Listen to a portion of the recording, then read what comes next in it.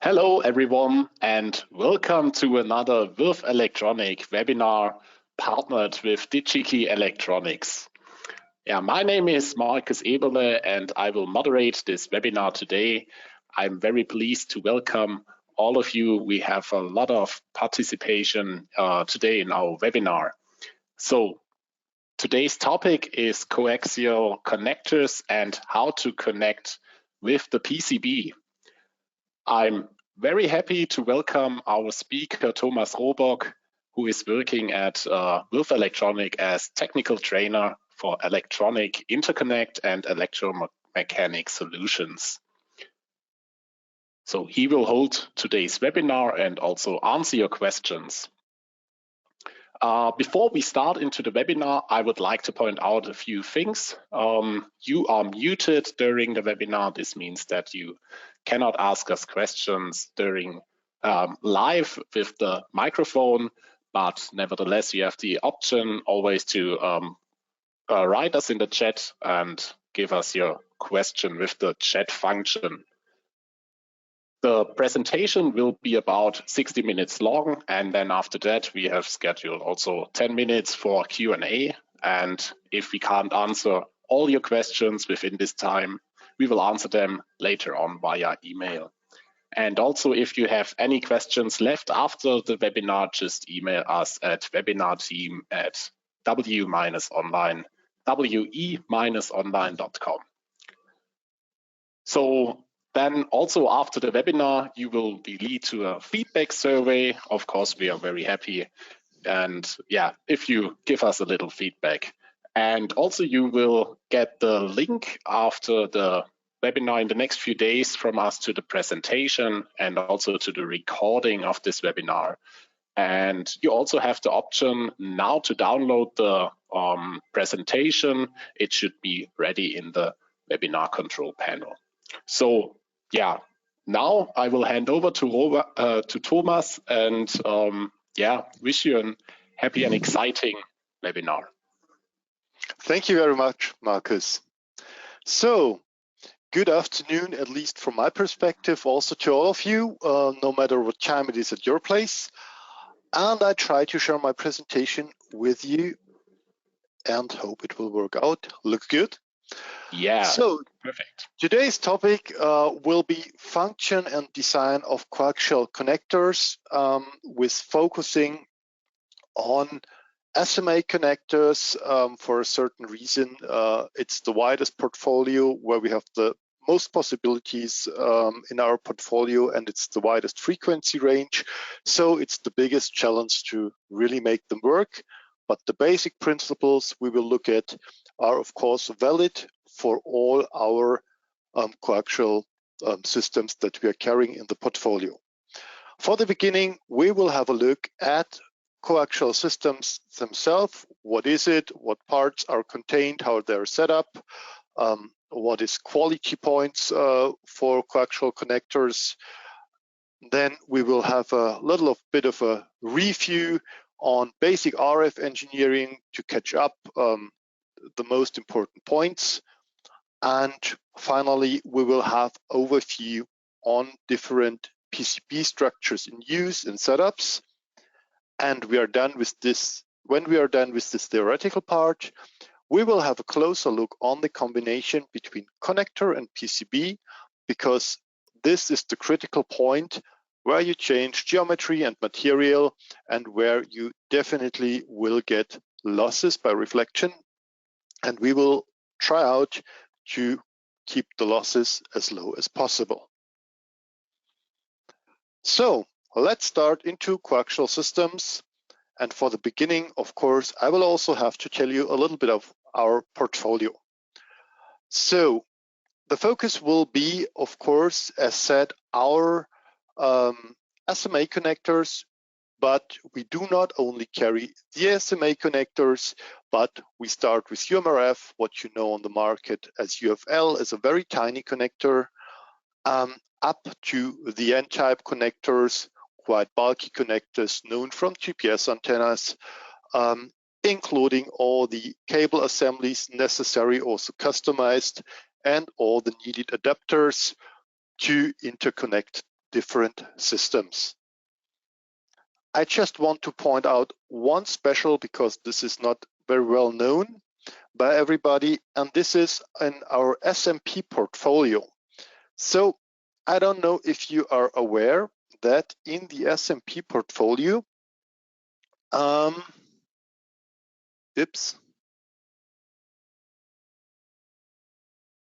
I need to go back to my normal pointer. Now we are here. I recorded a little video to explain to you.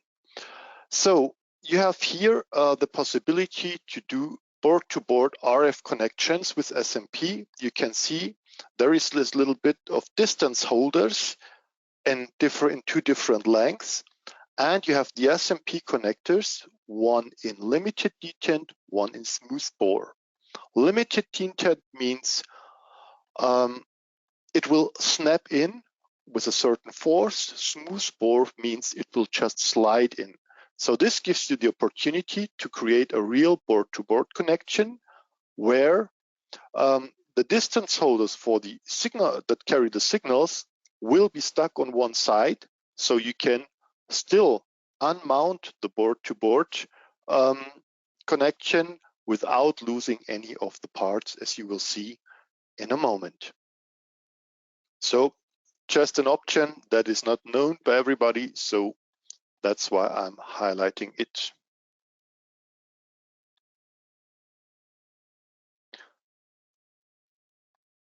Enough for the products. Let's go for coaxial system types and what is inside.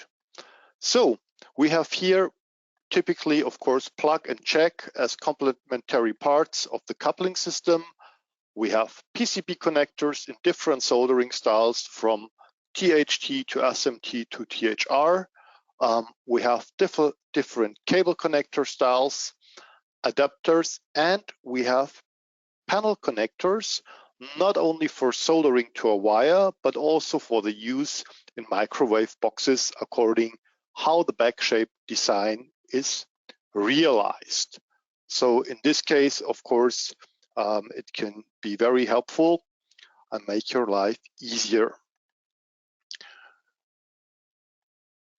In addition, we have different cable types depending on frequency range you need, and the interesting thing is you can have them as well customized and in matched pairs and matched matched quads, so that you have really the same parameters or specification on all of your cables. And finally, there is some tools, especially important in the SMA portfolio, like the torque wrench. It can be ours, can be made of a PCB piece that breaks when the torque is too high. Of course, I prefer ours. But this is really important when you're working with SMA, because the thread is, or the whole body is made out of brass, so it's not too strong. And if you tighten it too much, you will, of course, deform the thread. On the other hand, if you just screw it by your fingers, it will probably not be tight enough to really close, and you will get some leakage by radiation. This is why the torque wrench is important. On the one side, we have the typical end lunge connector. This is very popular, but it's made for a fixed PCB thickness like 1.1 or 1.6 millimeters. So you have no other choice to use it for other PCB thickness. It's available with two different signal pins, so flat tap or a round post. As another option for it, we have in the nearly same geometry the full SMT version, which is a PCB mid-mount, so it's sitting in a cutout in the PCB, and the flat tap is going on top of the PCB on the backside, so it's not limited by the PCB thickness because it's sitting inside and on top. So this is a good alternative if you have PCB sizes that does not fit to the end lunge connectors.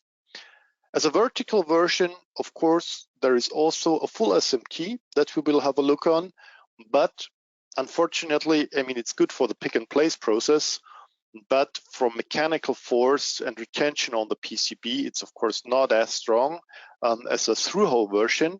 So this is why we have also a look on the THR version, where only the ground pins are THR and the signal pin is SMT. So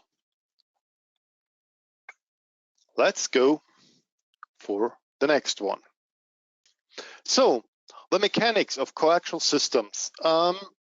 If we go to the mechanics, of course, we also have, like for every connector, an interface part to interconnect with the opposite, and we have a body that defines the mechanical fixation on PCB, housing, or cable side. If we have a closer look on female and male parts, we see, if we split them up in their parts it consists of, for both we have a housing which is made of massive brass and is plated with gold. Then we have the central contacts, we have the insulator, and of course on the male side we have the hex nut, the coupling nut, plus gasket and C-ring to fix it and to allow it to move. So what is the difference now, or what is important? The contacts is the one point. The male contact is a normal pressed contact out of copper alloy, gold plated, because it does not have to move really. On the female side, and this is a point you can watch out for quality, you usually do not use a standard copper alloy stamped contact, but you use copper beryllium contacts or related materials that are more flexible and will not wear out so early, so they can still the same tension, keep the same tension over all the 500 life cycles, or if they are connected for a long time, to provide the same performance in electrical resistance and all the technical data, so that your signal transmission is stable. Another point of quality that you can see is if the center contact is made out of one piece and slided into the housing, or if it's made of two pieces and soldered on the corner. So you have additional material here, you have different material here if it's soldered, which will of course cause you some reflection in your transmission. So this is points where you can easily see from the mechanical aspect if this connector is really made for the high frequencies, or if there is some let's say limitation already below. On the other side, we need to ensure not only that this center contact is very stable and right in the middle in a very good symmetrical way in the housing, but we also need to make sure that the insulator cannot move, neither in rotation way nor in axial way.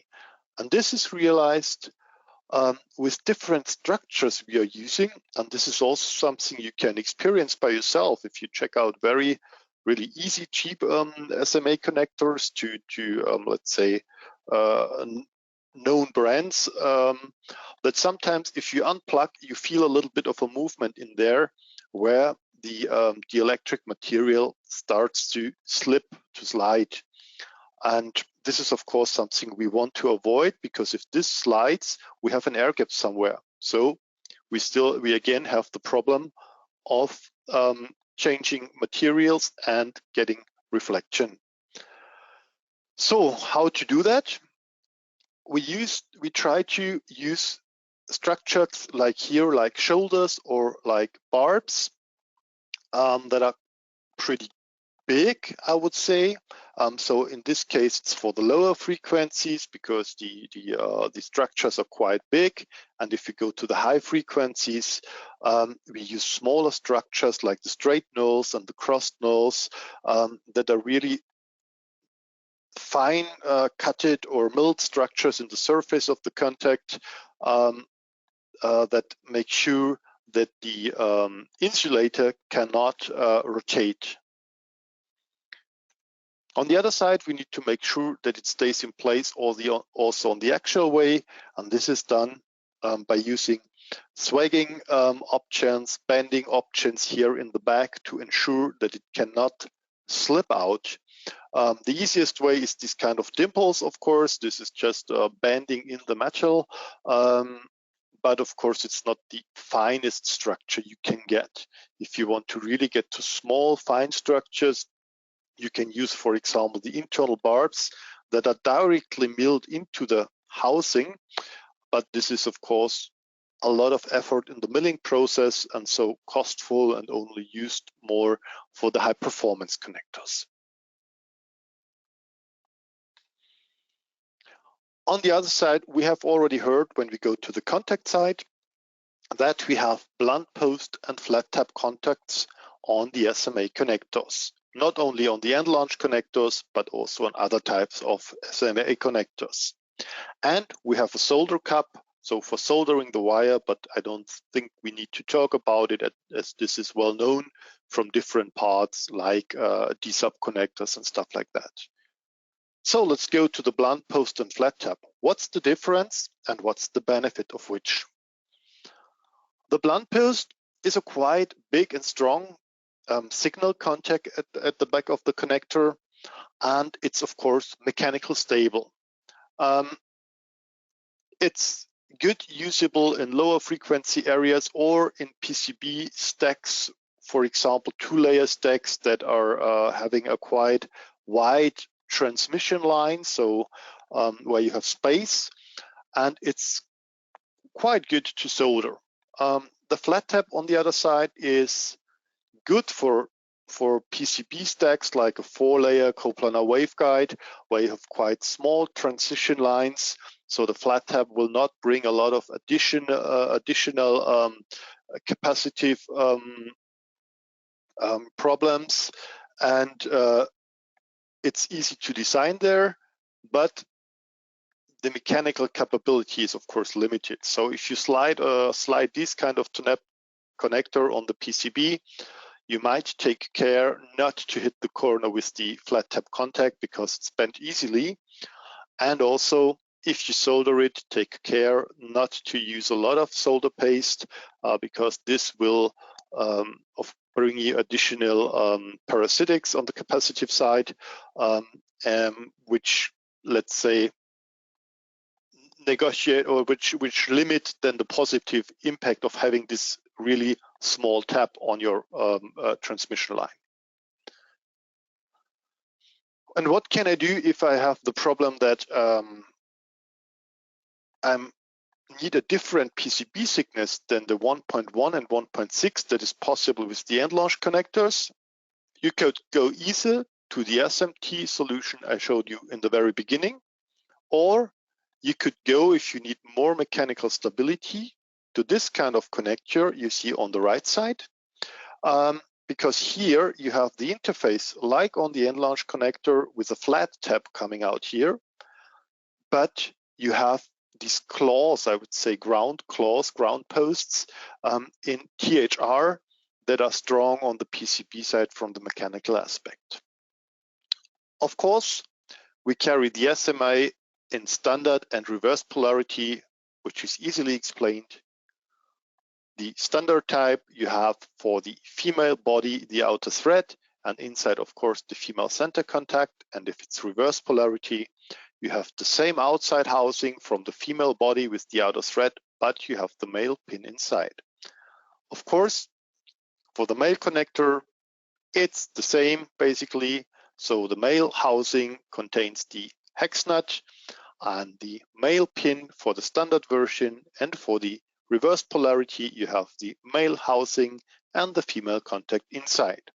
With these options you can choose your connectors so that you can code with your incoming outcoming line, your antenna, and so on, so you cannot connect your cables or your antenna in a wrong way to the wrong connector. Typical operating temperature for our connector range here is -65 to +165, which is quite wide, of course, due to the PTFE material. we have 500 mating cycles, and we can go up to 18 gigahertz with our SMA range. Just a little summary for the handout so that you have it in mind when you download the handout. And now we will jump to the basic RF engineering. We will talk a little bit about wave characteristic, about reflection and attenuation, the S parameter and VSWR measurement, and about discontinuity and TDR measurement. Let's start with the wave characteristic. Of course, we all know what is the frequency. So it's the number of cycles per second, and it's F in Hertz. Very basic. And if you go a step further, the wavelength is, of course, lambda is C divided by F.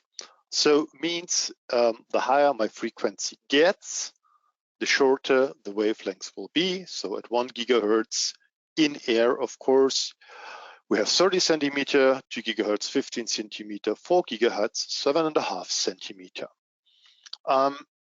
If you already heard, I said in air. So this means there is, of course, an impact also of the material where we want to transmit our wave. And this is, of course, the influence of the electric material.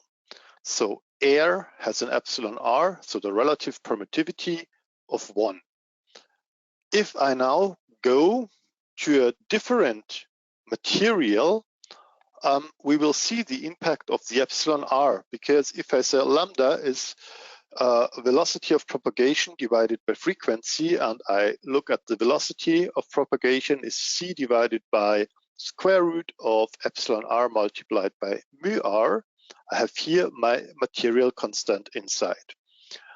And this means if I send my wave throughout the different material, I will change my wavelength.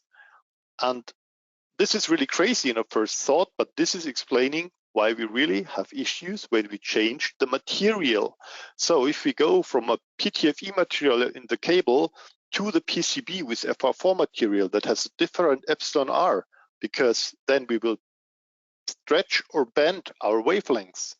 And this is, of course, what is causing trouble and reflection and loss of energy. So the example air, like we said, 1 gigahertz has 30 centimeters. But if I do the same 1 gigahertz through a PE material with an epsilon r of 1.5, I have only a wavelength of 25 centimeters. And if I go to PTFE with epsilon r of 2, I have only 21 centimeters. So it's quite a big difference between air and PTFE. And this explains also why it's so important, for example, to really fix your PTFE insulator interconnector so that it cannot move and make any air gaps, because this will cause you a lot of trouble.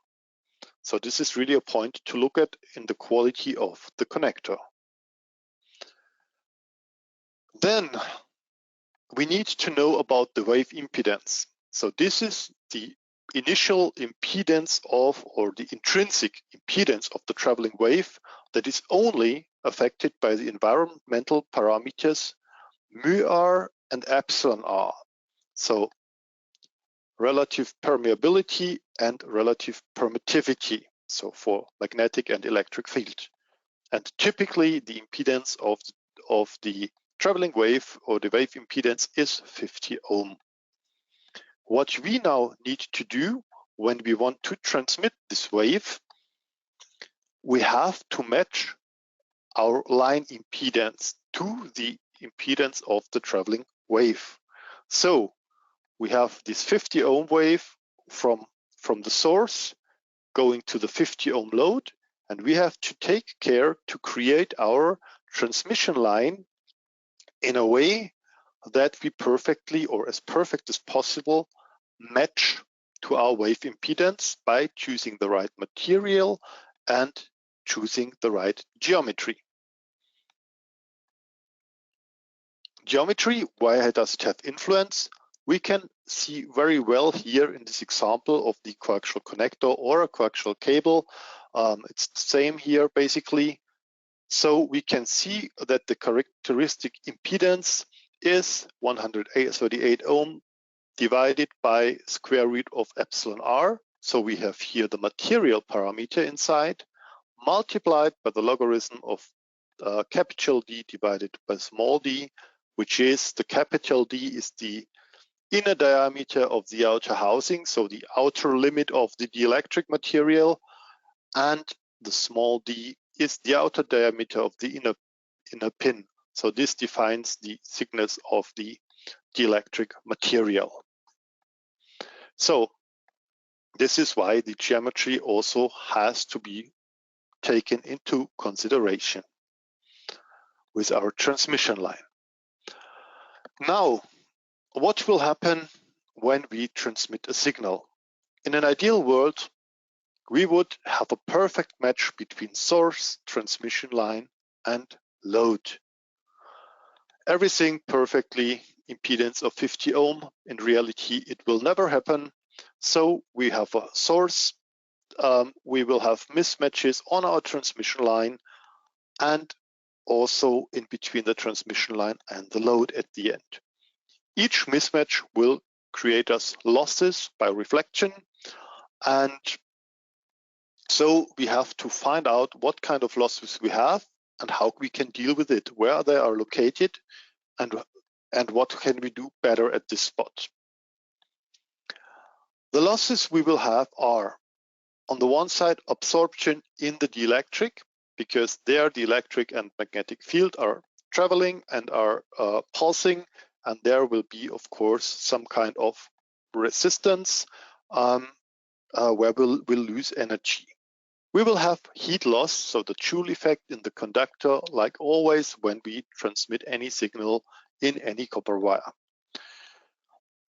And we have radiation loss, so leakage to the environment because of non-perfect shielding, non-well closed SMA connectors, things like that. Slot antennas that we might create somewhere in our design. And we will have reflection losses that are caused by the variations of our line impedance, so by changes of material, changes of geometry, things like this. Now, how do we find out where we have losses and how much it is? We can do different kind of measurements.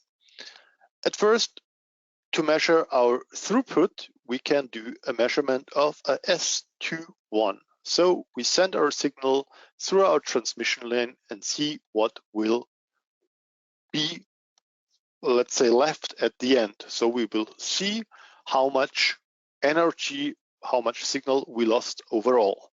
But this does not tell us how much signal we lost in reflection, where we have the problems with a mismatch. It just shows us the overall loss. To look at the losses through reflection, we do a measurement on the S11. So we send the signal to our device under test and we look what's coming back, what is reflected. And of course, this is then what is caused by our mismatches of the impedance. There is also another option how to do that. If you don't want to go for the S parameter measurement, you can also go for a VSWR measurement where you compare the forwarded voltage to the reflected voltage. And of course, we are here in the voltage domain, so we have the logarithms on a base of 20 here, and that's also a way on finding out how many reflections you will have. To compare these two options, let's have a look at the table.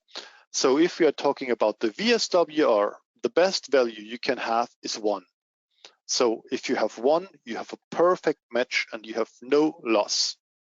And the higher the volume gets, the value gets, the worse your matching will get.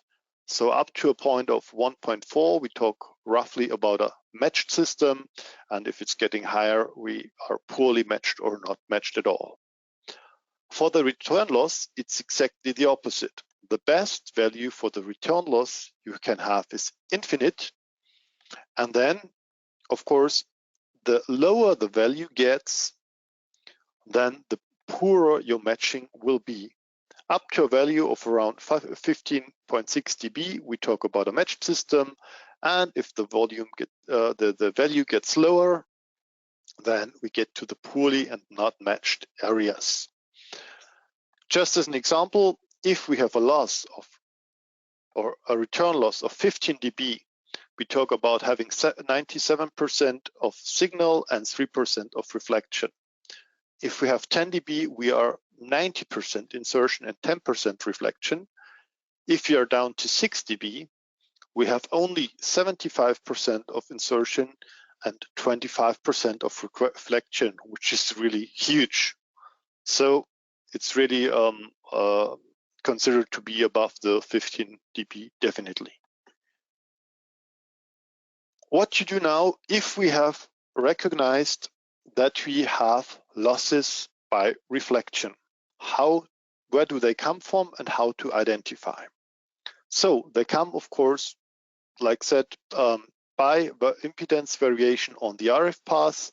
That can be caused by geometry, so jumps from high impedance to low impedance, or the other way around from so it can be geometry, it can be change in material that cause these reflections, and of course cause field conversions, and so this will lead to discontinuities that cause the reflections.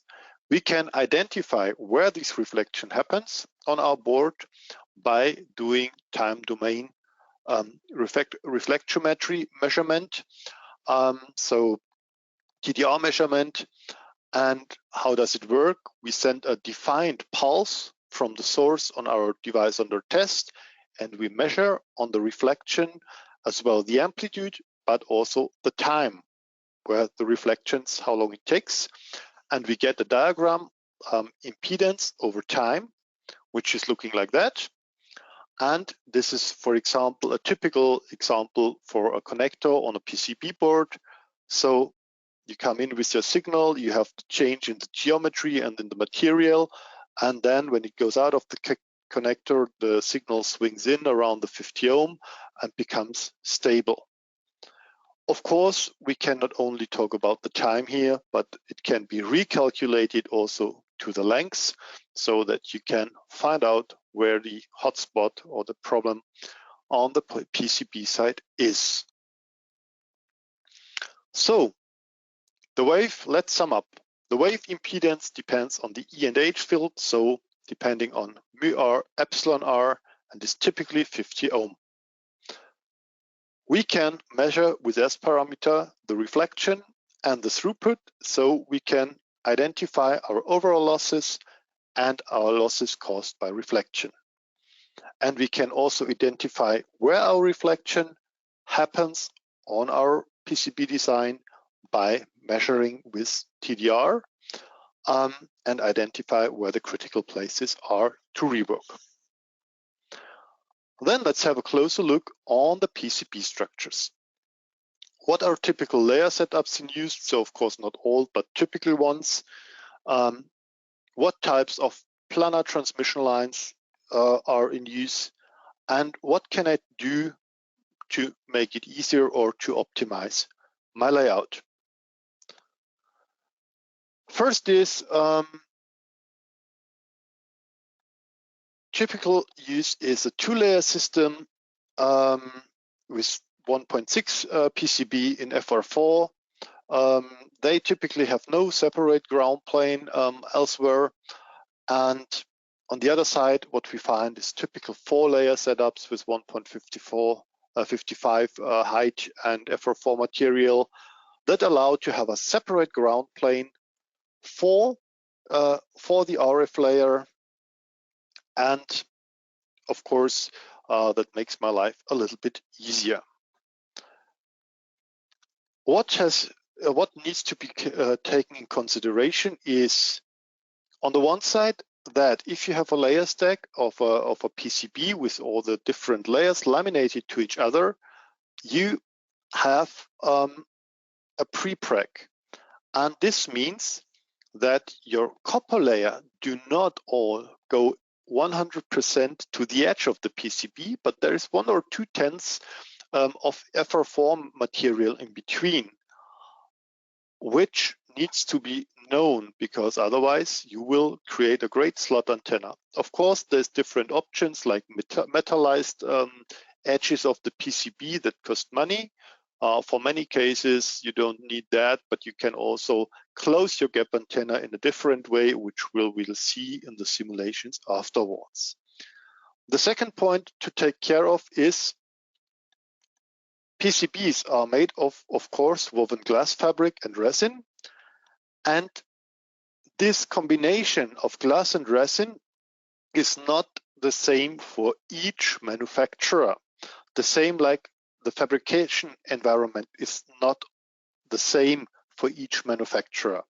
So this means if you have designed a working RF PCB with FR4 and it's working with one PCB manufacturer, you cannot just order the same at another one, but you have to really make sure that the ingredients and the relation between the ingredients are the same.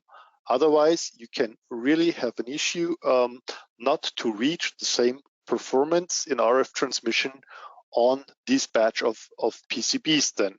So this is has to be taken in consideration and to be checked precisely before signing the backup delivery. So, planar transmission lines, what is typical?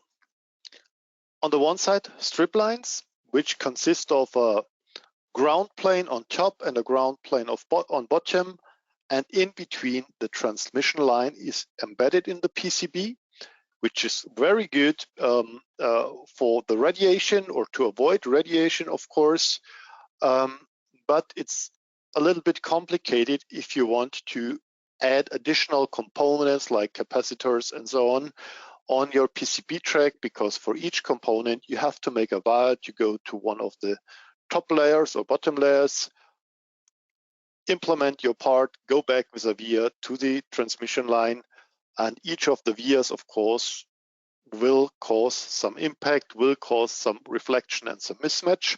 So you want to avoid that, of course. Then we have the microstrip, which is very popular, especially for patch antennas, where we have one RF layer on top side, and we have a separate ground plane on the opposite side of the PCB. So it's a two-layer system. We have the grounded coplanar waveguide, which is on the RF side. You have the transmission line, and you have the guiding ground planes beside left and right, and below that you have an additional ground plane. And finally, we have the slot line, which is an unsymmetrical system where you have on one track the RF transmission line, and on the other the ground plane. This is existing in different versions, like besides here, but it can also be one on top, one on bottom, and shifted besides each other a little bit diagonal here. So there is a couple of options how to do a slot line. We will focus for now on the microstrip and grounded coplanar waveguide because this is the most popular ones. So typically the microstrip has a wider line width for the transmission line. It's used typically as antenna fed line and has no ground on the RF layer. The line width depends on the height of the substrate, so the thickness of the FR4 here, and of course on the epsilon R of the PCB material. For the grounded coplanar waveguide, we have a smaller line width. We have the possibility to do ground connection, two components, because we can place them in between the transmission line and ground here directly on the surface without needing additional vias. We can also compensate the parasitics on the capacitive side that is coming in with the connection of the additional parts easily here on the ground plane. And so we have a lot of options for planar matching designs. And the line width here depends not only on the height of the substrate and the epsilon r, but also on the width of the gaps here between the signal line and the ground lines. If we compare it in the simulation, we can see that the spread of the field is much wider on the microstrip and on the grounded coplanar waveguide, because we have here the ground plane directly below, ground plane left and right. We have a more focused field, less field spread and less radiation. And the typical use, like said, microstrip antenna, or for components, the coplanar waveguide. How does the different parameter influence the impedance? So if I increase my width of the RF track, then my impedance will decrease.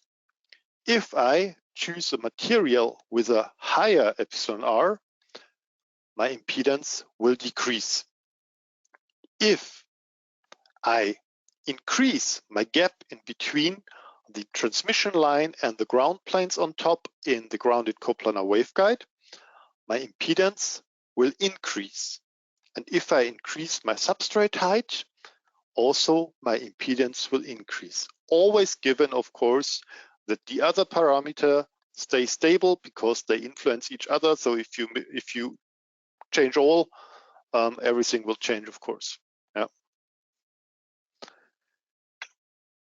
Good. What can I now do to make it easier or make my transmission more stable?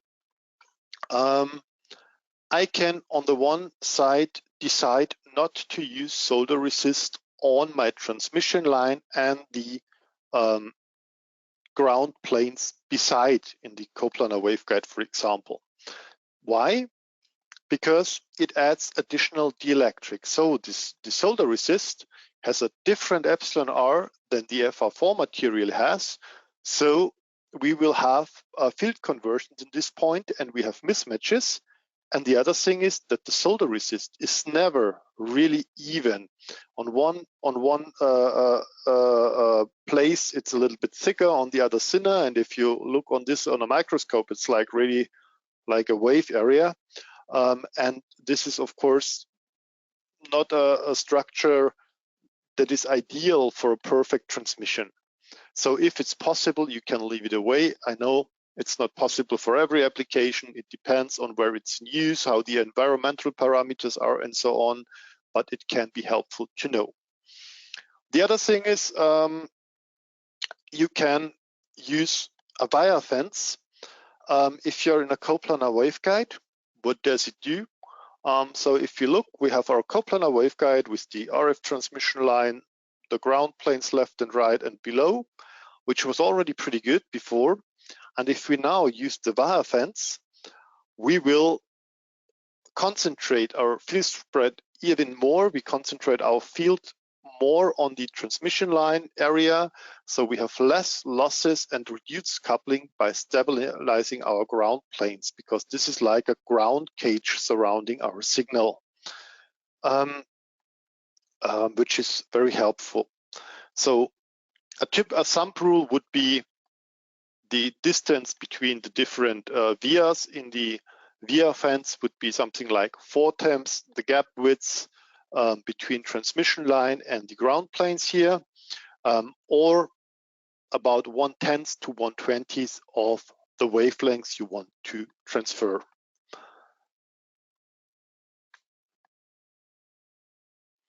So, and of course, it's very helpful to have a separate ground plane that is dedicated for your RF layer.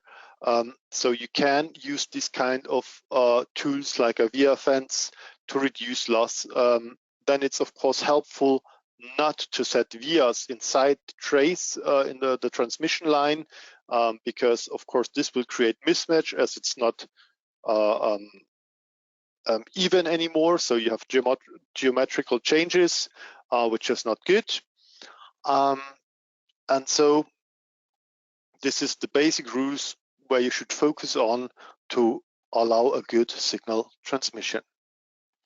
And then finally, if it comes to the point of optimizing connection points, no matter if it's the connector itself or if it's a capacitor you want to add on top of the transmission line, you can use taper structures. So if you're in a microstrip environment, you can use line taper and work on the transmission line itself. And if you are on the coplanar waveguide, you can work with the ground taper. What do the taper structure do? Well, if you look on the top left for the line taper, basically we have here in the open area our 50 ohm line crossing the PCB, optimized for the height, for the epsilon R and so on. But in the connector, we see we have ground here, we have ground here, and here the signal. So this is behaving like a coplanar waveguide more or less here in the entrance area of the transmission. So we need to take care what gap width we need here to be in this area on 50 ohm. So we will have a different line width in this connecting area than we have on the rest of the PCB board. And to match this and to allow a smooth transmission from the small PCB track to the wide one, we are using taper structures like this, which are in relation to our frequency, always in a lambda quarter relation. So how they build the curve, because it's a little bit like you try to drive with your car on the sidewalk. If you choosing a point where you have a high sidewalk and like these right angled big bricks, and well, you can go up there, of course, but you will feel a lot of force coming back to you that will be shaking you. But if you choose to put some small piece of a triangle of wood or whatever, you have a ramp and you have a much more smooth way up there, where you have a lot less force coming back to you when you drive up. So, and this is more or less the same what the line taper does for our electric field. For the signal transmission, it allows a smooth transition from one side of the PCB track to the other. And that's the same more or less for the ground taper. The ground taper finally compensates the additional parasitics, the capacitive parasitics you bring on the PCB track, because you can imagine if you set on this small PCB track a pin like that, it brings additional material, so you will have a capacitive parasitics that cause an impedance mismatch, and with that you want to compensate by putting away here some of the material of the ground plane. And in case you have so much parasitics on the capacitive side that you cannot realize by changing your ground plane on the top level, on the top layer, here with the ground taper, you have in addition the possibility to go in the ground plane below and make a so-called DGS structure. So a defective ground structure means you cut out also a piece of the ground plane there below the connection area to compensate the parasitics. And we will later see in the simulations that this is really working. So again, summary for you for your papers when you download it. And now let's go to the combinations between connector and PCB. What are suitable combinations? What RF effects do we see? And well, how does it look in practice when we simulate it? What we will do, we will use blunt post and flat taps in different connector combinations. Blunt post suggested at lower frequency, flat tap for higher frequency. Blunt post suggested to be used on wider tracks, so more in the two-layer system with microstrip typically.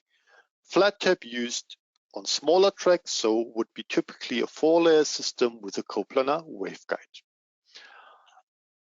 And now we try to place the connector on the PCB board and see what will happen. So the big issue we have that we will create a lot of discontinuity at the connection point because we have a huge change in the line impedance, and this will cause a lot of field conversion. Why? We try to match a round transmission system to a squared one. Yeah, here you can see it very well. So that's how the field spread is in the coaxial connector, and that's the field spread on the PCB side with the coplanar waveguide. So yeah, trying to match circular to rectangular and trying to match different materials. Here we have the PTFE and here we have the FR4. So this is really a challenge. And if we do not react on it and not optimize our layout for this PCB, we will have huge mismatch and reflection. And so that's why we need planar matching circuits. If we look exactly at the point where the connector ends and the PCB begins, we can see a really huge field spread there. And well, you can imagine that not all of this energy will exactly go on this small transmission line here if we do not act and optimize our system. So what are the steps to do? Let's start with the first one. We take this one we saw in the beginning with the hooks and the flat tap on a two-layer system with a microstrip. This we will do in 3 steps. We take first the PCB layout, the datasheet layout, and then we try to optimize it step by step. So for the other ones that we will look after, so we will look at a end launch type with flat tap and compare it to a blunt post in the same system to see the difference in the effort. And we will look on how to use one of these verticals with the THR ground posts. We just show the final solution and explain it. Our given limits are we want to stay in the impedance between 54 and 46 ohm. So of course, ideal is 50 ohm that we can never reach. So we will always have a little bit of a mismatch. And on the matching side, we want to stay in the frequency range up to 6 gigahertz, below minus 20 dB. And then from 8 gigahertz on, we want to stay below minus 15 dB. So start with the first one. Our hook variation with 2.8 millimeter PCB, 2 layers FR4 with microstrip and an application for a patch antenna. Let's start with the datasheet design. Then we see the worst case and then how it should be. On the datasheet design, we just have the vias here given for the mechanical fixation of the ground pins. That's it, more or less. So we just create a 50 ohm microstrip line for that PCB layer stack, and that's it, more or less. Bring it into the connector and done. What will happen now? If you look at the simulation, we can easily see that in the connection area, of course, we have some hotspots where our signal transmission is as to expect, not perfect, and we lose energy. Where do the most losses come from? Let's have a closer look. Okay, we have some EMI problems because we have radiation here created by a slot antenna.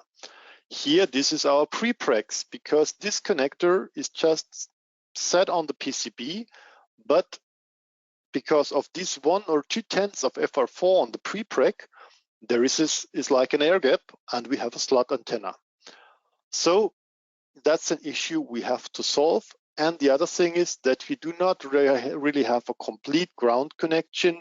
We just have these 2 little pins that go on the PCB here as ground, but not in the first moment where it comes to the PCB. So the first thought we want to do is optimize ground, because I think we can do better than we can see here.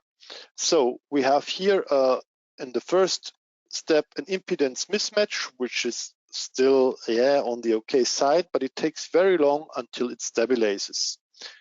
And if we look on the frequency side, on the S parameter, we see that we only are below our limits, let's say up to 6 gigahertz, but the connector should be able to do 18 gigahertz. So there is something to do still. The first thing, optimize the ground connection. What we are doing is, instead of this one via, we set a second one, like a little via fence here, because we said it's behaving like a coplanar waveguide here in the interface part, and make a good ground plane here, that we really have the ground from the beginning rim of the PCB. On the bottom side, we create a pad on the ground to the ground layer, and close it with solder, so to have the connection to the housing and to close this slot antenna we recognized in the first simulation. And now we have a good ground connection, a really good ground connection, and we see what it will do. So, and we can still see that, of course, on different positions, but we still have some red hot spots in here, like before. So let's see what impact our improvement had on our measurement. And we can see, it worked to close our slot antenna. That's a good sign. So no radiation anymore. The energy should be hopefully on our PCB track and not somewhere else on the PCB. TDR measurement. Whoa, great. A huge capacitive mismatch right in the entrance. Boom. But then now the signal stabilizes quite fast. And if we look on the S parameter measurement, what shall I say? We do not reach even 2 gigahertz, even worse than before, just with the datasheet measurement. Why is this the case? Because we forgot one important point. I jump back. We added here these ground planes to optimize the ground connection for the whole connector, right, from the front of the PCB, which is a good thought. But now it really behaves like a coplanar waveguide, and this means that the gap width here, left and right, has a lot of influence or defines how wide our PCB strip here in this area must be to fit to the 50 ohm of impedance. And this is what we did not correct. We just left it as it was and just changed or optimized the ground here. And this is the reason why we have now this huge mismatch in directly here in the interface part. And now, in the second step, we optimize our transmission line so that we also fit in this connection area to the 50 ohm and use a line taper structure to come from the small width of the transmission line to the wide size of the transmission line. The rest will stay the same. We still have our ground pad on the bottom side to close the air gap. And now we will look how it will behave. And we already can see here that the hotspots got a lot less, so it looks much better than before. And still, our slot antenna is closed, so it's not causing us EMI problems and radiation problems. And we can also see, even if there is still a little bit of an overlap in the matching in the connection area, it's not critical. So it's a little bit above what we defined, but it's not in a critical area, and it stabilizes quite nice. And if you look at the S parameter, we can see that we are now really going up. Of course, here's probably half a dB of mismatch, so we have a little bit of deviation. It's not perfect yet. There's still something to do, but you can see that with this tool, you can really optimize the performance of your connector, of your connection. So very helpful. In the next step, we will compare the end launch connector for 1.6 millimeter PCB with flat tap to the one with blunt post. We will use both on the 4-layer FR4 PCB.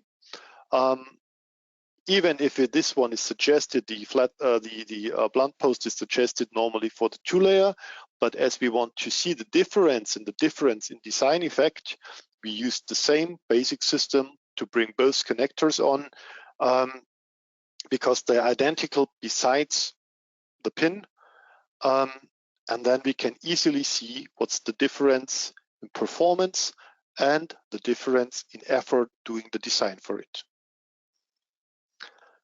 Let's start on the top layer of the PCB. So we have a coplanar waveguide with via fans. What we did, in addition to the datasheet layout, which is just the mechanical characterization, but not the full PCB layout, as we don't know what PCB layer stack you will have at the end and what material, so it's impossible to give you that information on the datasheet. We optimized here the ground connection. So you can see we really start here to completely make a good ground connection on the top side. We compensated the capacitive parasitics brought in by the flat tap by doing here a ground taper structure. And on the blunt post side, we did the same with the ground connection, of course.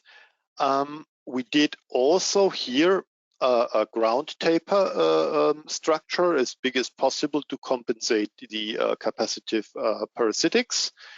And what we also had to do is to make a solder pad for the blunt post, because it's so huge that it's hard to solder it on this little PCB track on the 4-layer system. So it needs some space to sit on where it can be soldered. What else did we do? For the flat tap, of course, we added as well on the bottom side, again, the ground pad to connect to solder to the housing so that the slot antenna is closed, and that's it. So let's have a look on the performance of the flat tap type that we optimized. And we can see, oh, this is looking pretty nice here. There is not really hot spots here. We are not losing too much energy. And if we look on the measurement, we can see that we are pretty nice in the area we defined. There is not a huge mismatch in the connection area. So this looks pretty good. And on the S parameter, how is my matching looking? Yeah, we are everywhere up to 18 gigahertz below the limits we defined for us. So looks good. Pretty well done, nice job. That's the performance we want to see.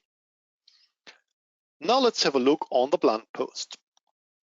I already explained you what we did on the top side. Basically on the ground optimization, it's everything exactly the same on top and bottom like for the flat tap. Just the added solder pad, as this pin is so big, and a bigger, of course, resulting a bigger ground taper to compensate the parasitics. And what we needed to do, because there is simply not enough space in here on the inside the connector area to compensate all the parasitics brought in by this huge pin, we needed to make a defective ground structure in the layer below to optimize that. So, and with that, let's see what kind of performance we got. And it's looking pretty nice, because still we can see that here there is no real hotspots. Here is a little bit more than on the other side, but still it's pretty looking okay. And if you look on the measurement on the TDR, we can see, yes, the deviation is bigger than we had with the flat tap, but it's still in the area we defined as a good one. And on the other side, for the S parameter, we can also see, oh yeah, we are still below our given limits over the whole frequency range up to 18 gigahertz. We are a little bit not as good as the flat tap in this area here. But finally, you can see that it's also possible to use the blunt post for going up to 18 gigahertz, but the effort in doing the design is simply higher. You need to create the solder pad, you need to have the DGS structure, and you need to find a way to do it in the right way and the right amount that you remove. So it's a little bit more tricky, whereas with the flat tap, you simply can compensate everything on the top layer, which makes your life much more easy. And then finally, what we also did is to put this vertical version with the THR ground posts and the SMT signal pin on a coplanar waveguide 4-layer system with 1.6 millimeter. And what we did here is we did a simulation once, including the ground taper structure and the DGS structure, and one simulation to compare where we only did the ground taper structure, but we did not do a DGS structure, to show how big the impact of the DGS structure is. Because that's always a little bit, let's say, hard to grab. Be talking about, yeah, I make a ground structure here, make a DGS structure here, but how much impact does the ground structure have, and how much ground taper have, and how much does the DGS structure have? Hard to imagine. So that's why we compare it to each other. So at first we put this part on top of the PCB, of course, and we have the via fence running throughout it. As it's a circular system, the via fence is of course going around, and we are doing a ground taper, a circular ground taper in this case here, to compensate the parasitics. And as this pin is quite massive that is sitting on top here, it's also necessary to compensate fully the capacitive parasitics, that you do an additional DGS structure. In that way, especially as we are limited with the space below here. I mean, we have the ground posts here on the corners, we have the via fence running around, so we are limited in the space, also in the material we can remove on the top layer. And so we also have to make the DGS structure on the ground plane below. And now we will see how big the difference is. Let's have a look at the TDR measurement. The blue line is only ground taper, no DGS structure. The red line is both. And you can see without the DGS structure, we have a huge mismatch in our connection area. And with the DGS structure, we clearly stay very much in the area we defined as a good one. So here the DGS structure is a real game changer. It's really very helpful to use it. And we will see the same, of course, in the S parameter measurement, where we can see without the DGS structure, well, we come up to an area about a little bit more than 2 gigahertz. And we are out of our specification that we set ourselves. And with the DGS structure, we go up until something like 15 gigahertz, which is for a 90-degree angle, sit on top pretty much. That's pretty nice, and I'm pretty sure we can also still give it some additional optimization to probably go up to 16. And so to stay within our limits, so you can really see the use of the DGS structure is very helpful. So means you see that it's easier to use the blunt post for the lower frequency range and microstrip line, for example, where you have big transmission lines, and the flat tap where you have coplanar waveguide or structures where you have small transmission lines. And do not only take care on the ground connection. Of course, you should. A stable ground connection is very, very important, but take a look on the whole connection area to optimize and not to oversee something like this effect that in this connection area it's behaving like a coplanar waveguide, and then it's becoming a microstrip line here, so that you have to take care also on the gap width here. Otherwise, of course, mechanical conditions, electrical values are important to choose the correct SMA type. If we go away from SMA, of course, the assembly type, how fast it should be, what frequency range you need, and so on, is relevant for choosing the right connector. The structures and PCB setup you want to use is, of course, a big point for choosing the right connector, and using the right tools in the right amount, like all the taper structures, DGS structure, wire fence. And if you handle that in a good way, you saw that you can really optimize your transmission, and you can really keep your losses in an area where you say, okay, I can deal with that and it's working. And that's it, more or less, for today. Sorry for the dropouts in the beginning. Somewhere my computer was stuck, but finally we made it. And yeah, Marcus, I'm done. It's time for questions. Yeah, so thank you very much from my side also for your interesting presentation. And yeah, as Thomas already said, now we would like to turn our attention to your questions. So we wait a little until some questions come in, but I can also see the first question already.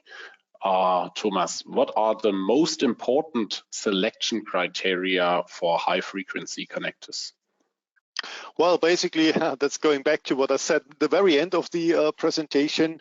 Of course, most important is frequency range you want to cover, and of course, impedance. The connector must fit to the impedance of the system you want to work in.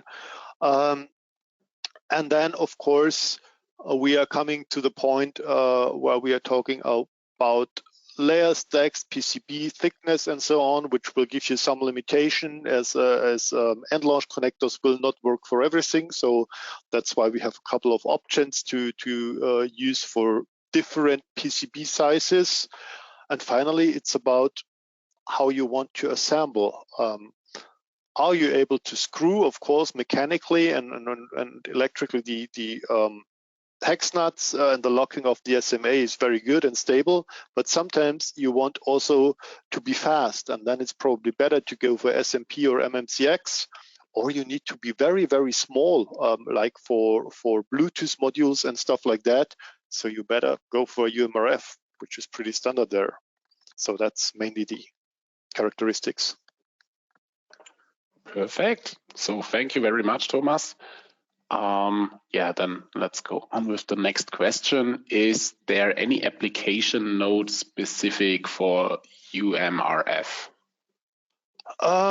No, it's not specific for UMRF. There is an application node for the RF connectors in general existing, that explains a lot on the geometry of the tracks and how to do all that, how to optimize that.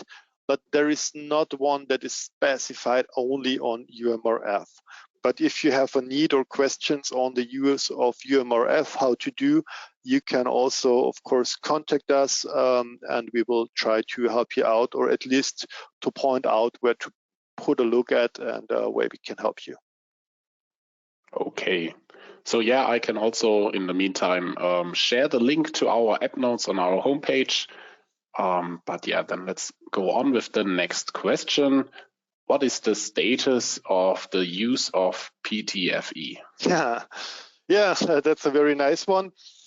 I was asked also a couple of weeks ago when we did some live seminars with customer, and there has been some worries about, because there is something in discussion that probably there should be something that PTFE use in the future should be limited or forbidden regarding to ROS and REACH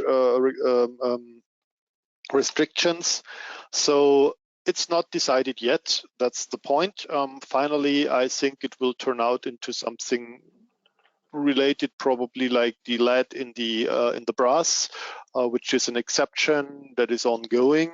I know that we are already working with what you call it, replacement materials, and trying, because this will have effect on the geometry of connector and needs to be prepared, but they are not available in a huge amount at the moment at the market, because the industry is not expecting that this change will come up that fast. Okay, thank you very much. So yeah, I can't see any other questions at the moment. So hopefully all questions are answered already. So yeah, then I would say this is already the end of our webinar. Thank you very much again for your attention, and I hope you liked our webinar. Also, many thanks again, Thomas, to you. It was a pleasure again. Very welcome. So I hope you will hear us at our next webinar, and I wish you a good day. So thank you and goodbye. Bye-bye.